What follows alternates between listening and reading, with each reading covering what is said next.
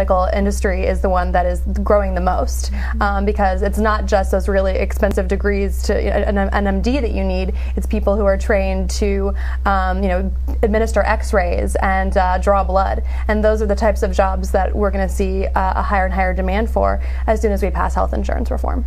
And as the boomer population ages and needs more care and services. But you might also see, and correct me if I'm wrong here, might you also see people who otherwise would not be retire because now they don't need the job to hold on to health insurance, and perhaps it become more of an employee-friendly market rather than an employer-friendly market? Is that correct? I don't know the specifics of the Obama administration's approach to immigration, but and it's such a huge issue. There's so many different ways to focus in on it. But I think one important thing to look at is understanding why people are coming here from the countries that they're coming from. What is it about the economic situations in other countries in Latin and South America that are causing people to come here? So I think that addressing the diplomatic and foreign relations issue is going to be a really big piece of that. But I think it's a real shame that immigrants end up being scapegoated as the cause or the reason for why people can't find employment. I mean, there's so many other reasons, and there's so many interplaying factors that it's impossible to pinpoint just one cause. And as long as they remain undocumented, then they can be paid nothing wages, which depresses the overall wage market. Exactly. Holding employers accountable for who they hire is going to be a critical aspect of that. Well, do you have any other pieces of advice that we haven't covered here for people seeking jobs? Obviously, there are a whole host of issues that go into it, and we could spend hours, but what else is important for job seekers right now? Well, I just think outside the box, get support, have really good up-to-date computer skills, network like crazy, be consistent, and try all avenues of job seeking, and be willing to take a job under your be willing to be underemployed right now to something that maybe you wouldn't have wanted to do, but you could get your foot in the door, get something, and look for something else. I mean, one of the key challenges, right, is that the pace of technological change is such that industries that are here today could be gone 10 years from now, 20 years from now. So people aren't just changing companies or changing jobs, they're reorienting and completely changing careers in many cases, and that obviously leads to underemployment. Right. Well, you can look to the medical area for those 2-year degrees. Right. There's the green technology. We're not quite sure how to enter that and use that. There's, if you're good with the numbers, if you have that type of logical mind, there's the accounting area. And there's things that we just don't know yet. Look how Twitter started, and all of a sudden Twitter is big. So the whole old order has kind of changed. So there really aren't hard and fast answers, because we're in kind of in a new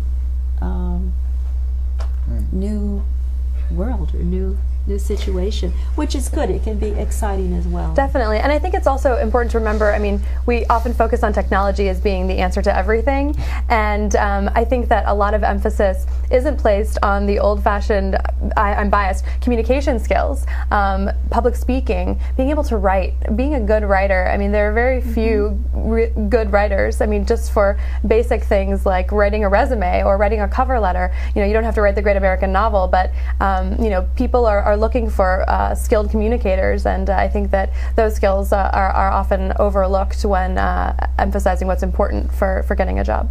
I think that's a good point. Tom, what advice would you have for other employment seekers in your position based on your experiences?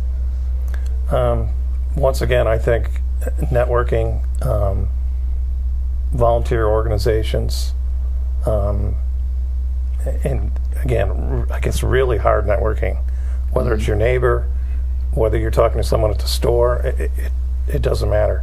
If you're in a desperate situation, you need to talk to everybody.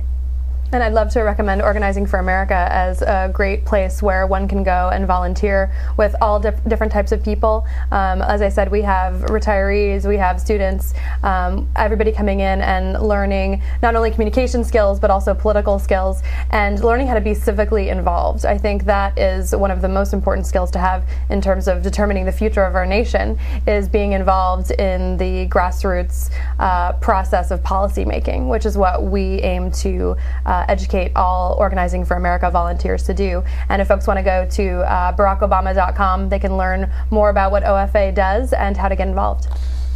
I wanted to ask her more about the organization, if you don't mind. Yes. Sure. Yeah, Organizing for America is President Obama's grassroots national volunteer organization.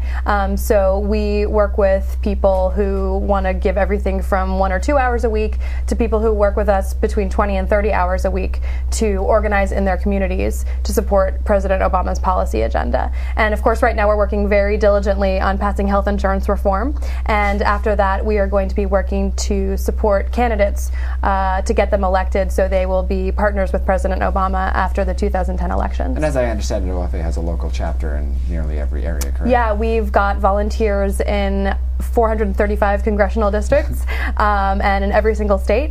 So there's definitely a way for anybody watching today to get involved. And what would you say, Emily, to those who might be frustrated, especially people who voted for Obama, or maybe they voted for McCain, but people who are frustrated by the pace of change that was promised to them, who may have expected more to this date, and who are looking at the economy and it seems frustrating to them, and they're wondering whether it's worth going out and volunteering or worth becoming involved. What would you say to those folks? I think that they definitely need to take a look at President Obama's record for the last year and see how much he actually has accomplished. And I think, again, a lot of his values as a leader and his ability and desire to care for the plight of American people can be seen in something like the Recovery Act, where so much money is going to job creation and to developing a new foundation for the American people. And I'd also say that you can't complain if you don't vote, and you shouldn't complain if you don't get involved. If you really want to make a difference, if you're really upset with the direction the country is going in, you need to get out there and talk about the issues that you care about. Well, I just wanted to give a huge thank you to all of you for coming on. I think that this has been extremely helpful, and I hope that it'll be helpful for all of our viewers. But unfortunately, I think we're out of time. Thank you. But thank you all. And that will conclude our program for this evening. So again, I want to thank our guests, Gabrielle David, Tom Welti, and Emily Dulcan, for taking the time to come on the show and share their thoughts and experiences on this important subject.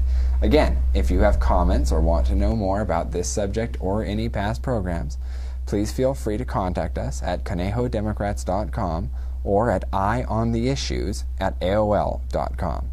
So until next time, be safe, stay well, and keep your eye on the issues.